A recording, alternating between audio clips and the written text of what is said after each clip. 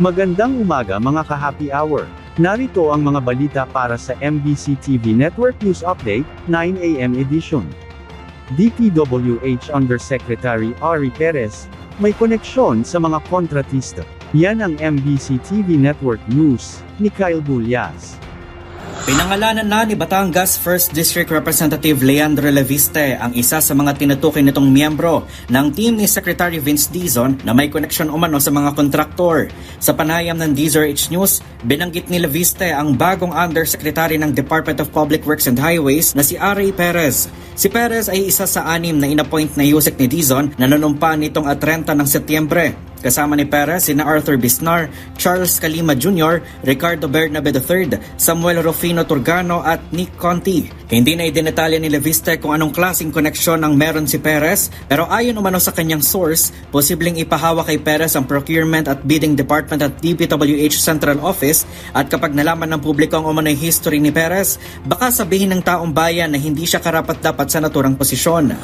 Meron akong information tungkol sa history din ni Yusek Ari Perez na kung malaman ng publiko ay baka sasabihin ng iba na hindi siya tamang humawak ng bidding ng Central Office ng DPWH. At ang mga miyembro ng media ay pwede rin pong mag-background check tungkol sa kanya at ang ibang mga miyembro ng team ni Secretary Dizon. Sa kabila nito, binigyang diin ni Leviste na ang kanyang iginigiit ay ang transparency mula sa DPWH. Sabi ng mambabatas, dapat nang isapubliko ni Dizon ang budget ng DPWH sa bawat proyekto sa lahat ng distrito sa buong bansa at kung sino ang mga proponent nito.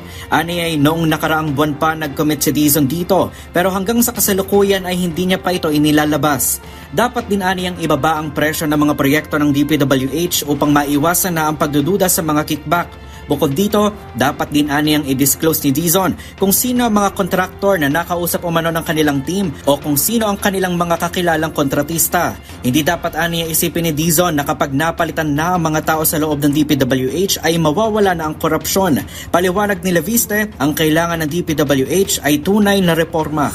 Ang focus ko ay sana reformahin natin ang sistema at wag natin isipin na kung palitan lang natin ang mga tao na gagawa ng bidding ng mga project, wala ng korupsyon. Lalong-lalo po kung tignan natin ang background ng mga tao sa team ni Secretary Dizon na hahawak sa bidding, baka magkakaroon pa rin ng korupsyon pero doon na lang po sa central office. Ang point ko lang sana ay we ask that Secretary Dizon disclose the information that he committed and lower the prices, and if he does that, then we can be confident that there is real change in DPWH. Kailangan natin baguhin ang sistema, hindi lang po ang mga personalidad. At kahit sino po ang ilalagay mo sa DPWH, mahirap pong trabaho ito, marami pong mga temptations at opportunities also to talk with contractors. At maganda pong magiging resulta nitong usapan ay mag-announce sana si Secretary Dizon ng solusyon sa mataas na presyo at lack of transparency sa DPWH budget. Para sa MBC TV Network News, ito si Kyle Bullias ng DZRH. Una sa Pilipinas, una sa Pilipino.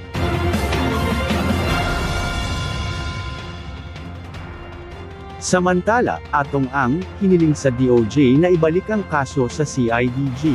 Hiniling ng negosyanteng si Charlie Atong Ang sa Department of Justice, na ibalik ang kanyang kasalukuyang kaso ukol sa nawawalang sabungero sa Philippine National Police Criminal Investigation and Detection Group, para sa tama at impartial investigation. Personal na nagtungo si Ang sa DOJ, para isumite ang counter affidavit ukol sa criminal case gaya ng murder, kidnapping, direct bribery at tampering of passports. Sinabi ng kanyang abogado na si Attorney Gabriel Villarreal, na nais niyang napagbigyan ito ng panel of prosecutors na ibalik ang buong kaso sa CIDG. Dagdag pa nito, na kahit mayroong kakayahan ng DOJ na tumulong sa PNP sa case build-up, subalit ang investigasyon ay pangunahing trabaho ng kapulisan at hindi ang pisikalya. Hindi naman nais ng kanyang kliyente, na ibasura ang kaso dahil baka kung ano ang magiging iisipin ng mga tao, kaya malinaw ang pakay nila na magkaroon ng tamang case build-up, patas at impartial investigation. Nakatakda sa October 21 ang pagpapatuloy ng preliminary investigation. At yan ang mga balita para sa MBC TV Network News Update, 9 AM edition. Abangan ang mga susunod na balitaan mamaya, para sa 10 AM edition.